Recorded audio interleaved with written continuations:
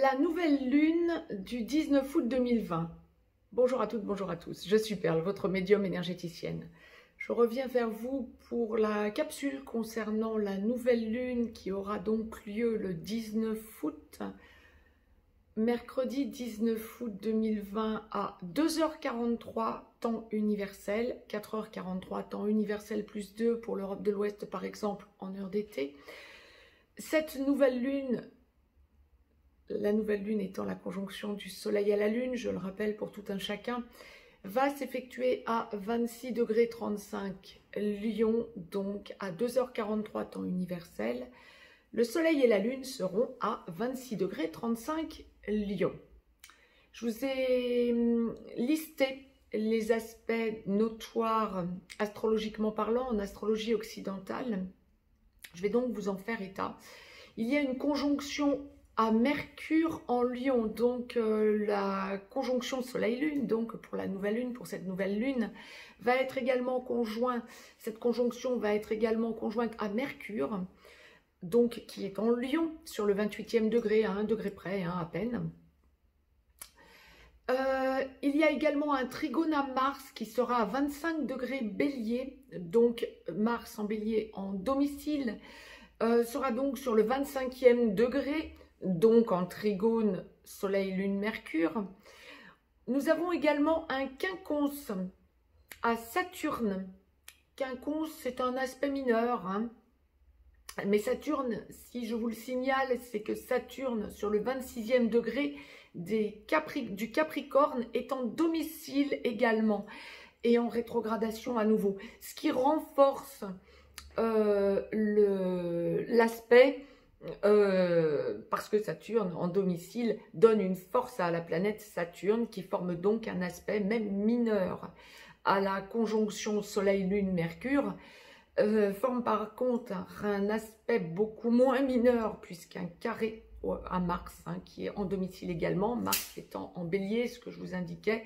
Donc Mars carré Saturne, tous les deux en domicile, va former donc un aspect assez dissonant, assez puissant, qui va forcément enclencher des choses fondamentales dans vos vies. Tout dépend bien sûr d'où vous avez Mars et d'où vous avez Saturne, bien évidemment. Je rappelle pour toutes les personnes qui sont amateurs en astrologie occidentale que les aspects en révolution solaire ou en révolution lunaire, nous sommes donc en train de parler de la révolution lunaire, nouvelle lune, sont à mettre en exergue du thème natal, toujours. Si vous avez un aspect lunaire qui reflète un aspect autre, mais qui met donc en aspect dans la révolution solaire, c'est la révolution solaire qui va prendre le dessus sur la révolution lunaire. Et si ça met en relief un aspect de votre natal, c'est toujours votre natal qui primera. Bien, c'était à noter. Autre aspect notoire, Vénus et Uranus, lors de cette nouvelle lune, seront en sextile. Sur le 10e degré, Vénus du Cancer, Uranus du Taureau. Vénus étant maître du Taureau. Donc, Uranus va être gouverné par, et est toujours gouverné par Vénus. Ça fait un petit moment déjà qu'Uranus est en Taureau. Et donc, Uranus est rétrograde également. Il démarre à nouveau une rétrogradation. Donc, Vénus-Uranus sextile sur le 10e degré, Vénus du Cancer, Uranus du Taureau. À noter également, pour ceux qui connaissent leur thème natal, que les nœuds lunaires, nœud nord, nœud sud, sont en sextile pour le nœud nord, trigone pour le nœud sud, à la conjonction Soleil-Lune. Mercure, donc le nœud nord est en Gémeaux, donc en sextile à la conjonction Soleil-Lune, et le nœud sud est donc en Sagittaire sur le 27e degré, au nœud sud. Le nœud sud donc est en Sagittaire et donc trigone à la conjonction Soleil-Lune. Mercure également, puisque Mercure est conjoint. Donc, Soleil, Lune. Bon. C'était un long débriefing astrologique. Une fois n'est pas coutume, maintenant passons à la pure médiumnité, voir un petit peu ce à quoi nous pouvons nous attendre pour cette nouvelle lune. Donc, tout ce qui va se mettre en place. D'ores et déjà, je vous ai laissé juste en dessous, dans le descriptif, mes coordonnées. Si vous éprouvez le besoin d'une consultation privée, vous pouvez me joindre, je vous enverrai les modalités. Je vous rappelle que je suis en congé à la fin de cette semaine, donc du 24 au 31, je ne vous répondrai pas. Donc voilà, je reviens le 31. Jusqu'au 24, je répondrai à vos mails. D'ores et déjà, il n'y a plus de consultation possible. Tout mon planning est plein jusqu'à la fin de la semaine. Donc, vous avez le lien juste en dessous. Vous pouvez également aller sur le site perlevoyance.com. Mettez-moi un pouce bleu, partagez la vidéo, abonnez-vous de façon à recevoir les capsules en temps et en heure. Bien, je laisse libre cours mes ressentis. Nous sommes donc en guidance générale, aussi bien pour les hommes que pour les femmes, tout domaine confondu. Je vais laisser aller mes ressentis. C'est la source qui va nous donner l'ordre d'arrivée des sujets à aborder. Et d'ores et déjà, on m'envoie en tout premier l'aspect travail. Donc, il y a nécessairement une raison à cela. C'est une lunaison où, dans la globalité déjà, c'est une lunaison où on est en introspection. Attendez-vous, c'est pas parce que c'est la nouvelle lune, c'est une lunaison d'introspection où tout ce que nous avons ressenti comme évolution depuis des mois, voire depuis le début de l'année, hein, est en train gentiment de s'être mis en place, et nous ressentons, nous allons ressentir que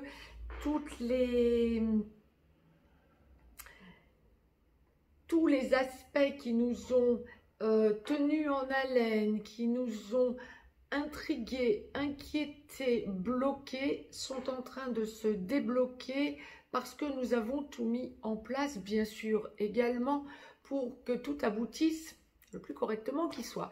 Mais il y a des déblocages en cours. Bien. Donc, la source nous envoyait le professionnel, ouais, ça va dans ce sens. Il y a vraiment une idée là pour la lunaison à venir, de choses qui se mettent en place. Les personnes qui sont en évolution professionnelle, qui attendaient une mutation, qui avaient eu une promotion, qui reprenaient le travail tout court, vous allez sentir que vous mettez en place des choses différentes.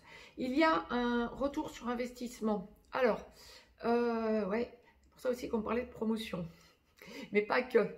Il y a un retour sur investissement. Vous sentez que des choses se sont mises en place et vous êtes en train de récolter les fruits de vos engagements, de votre labeur, de votre dévouement. Il y a plein de choses qui sont en train de se mettre en place au niveau de la récolte. Une espèce de reconnaissance quand vous avez déjà, bien sûr, un travail stable, hein, bien évidemment. Voire quand vous êtes chef d'entreprise, auto-entrepreneur, etc. Profession libérale. Il y a un retour sur investissement. Ok, reconnaissance d'autrui, voire pécuniairement parlant, reconnaissance également. Bien, ça c'est une première chose. Pour les personnes qui cherchaient du travail, il y a une idée là de... Vous ne vous en laissez plus compter, vous parlez ouvertement de ce que vous recherchez. Alors que ce soit à autrui ou que ce soit à un futur employeur parce que vous avez des entretiens d'embauche, il y a vraiment une idée de « je ne m'en laisse plus compter, n'essayez pas de me dire ce que je ne veux pas entendre ou n'essayez pas de me mettre dans un emploi qui ne me conviendrait pas, ça ne m'intéresse pas ». Vous avez vraiment ce besoin d'aller vers votre rayonnement, d'aller vers ce qui vous convient, d'aller vers ce qui vous fait rayonner. C'est bien. Et c'est ce qu'on va vous donner comme possibilité. Et justement, là encore, retour sur investissement, il y a comme une idée de déblocage. Vous savez ce que vous voulez, vous savez surtout ce que vous ne voulez plus. Et vous n'avez pas du tout envie de prendre un travail ou de reprendre un emploi qui ne vous conviendrait pas. Donc, vous avez besoin certes, financièrement parlant, d'avoir un retour sur investissement, voire un revenu qui vous conviendrait, vous négociez un salaire qui vous convient quand vous cherchez un emploi, mais vous avez surtout et avant tout besoin d'un travail qui vous convienne, d'un travail qui vous met en rayonnement et d'un travail qui vous permette d'avancer vers la meilleure version de vous-même pour être dans votre épanouissement personnel, professionnellement parlant. Bien, cette possibilité est bien là. Il y en a également, comme on me le présente, qui, suite à des promotions, vont sentir qu'ils peuvent déménager. Alors, c'est marrant parce que c'est pas forcément des déménagements parce que vous avez une promotion, une mutation. Bon, ben, il y en a bien sûr qui sont en train de déménager parce que mutation à la rentrée de septembre. Ok, d'accord. Voire à la rentrée de janvier. Ok, d'accord. Donc, vous pensez, vous cherchez un nouveau logement. Ok. Mais ça n'est pas ce qu'on m'envoyait. Alors ça, oui, oui aussi, mais ça n'est pas ce qu'on m'envoyait. Ce que l'on était en train de m'envoyer, ce sont des personnes qui sentent que, comme il y a retour sur investissement, promotion, reconnaissance sociale, vous envisagez un déménagement pour être bien dans votre foyer. Il y a vraiment cette idée de besoin de sentir que vous vous épanouissez également dans votre foyer. Et là, on m'envoie à autre chose. On m'envoie à la sphère familiale et sentimentale. Exactement. Il y a vraiment l'idée de besoin de rayonner. Alors là, je ne parle pas du tout spécifiquement de relations sacrées. Toutes les relations confondues, ce que l'on m'envoie, c'est une idée de besoin de rayonner. Ce qui ne fonctionne plus, vous le lâchez, sentimentalement parlant, vous allez vers ce qui fonctionne. Alors que ce soit seul ou à deux, hein, nouveau projet, nouvelle vie, il y a vraiment une idée de redémarrage, de besoin de sentir qu'on est aligné par rapport à ce que l'on imagine de la vie. Wow, oui, c'est juste quelque chose... Ouais. Je pense que ceux qui sont concernés le comprendront en instantané, c'est quelque chose d'énorme. Ça touche bon nombre d'entre vous, hein, pour que ce soit en guidance générale. C'est pas à la marge du tout.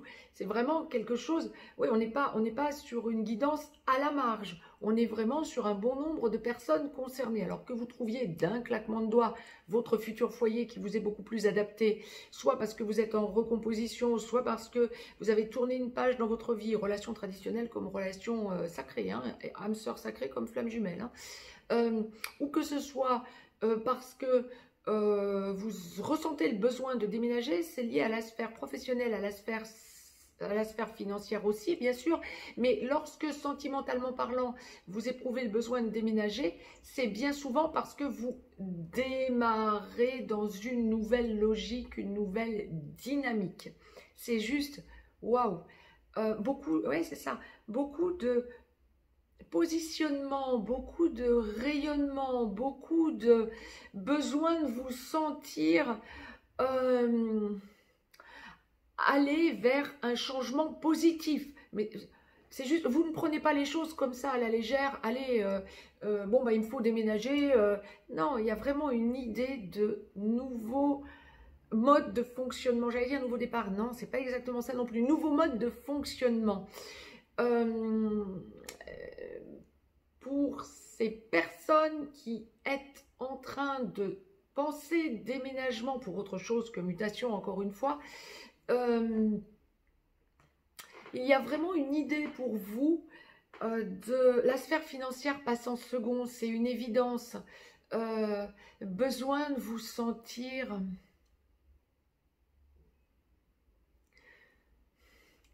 Ouais, rayonner différemment, besoin de sentir que vous êtes entouré de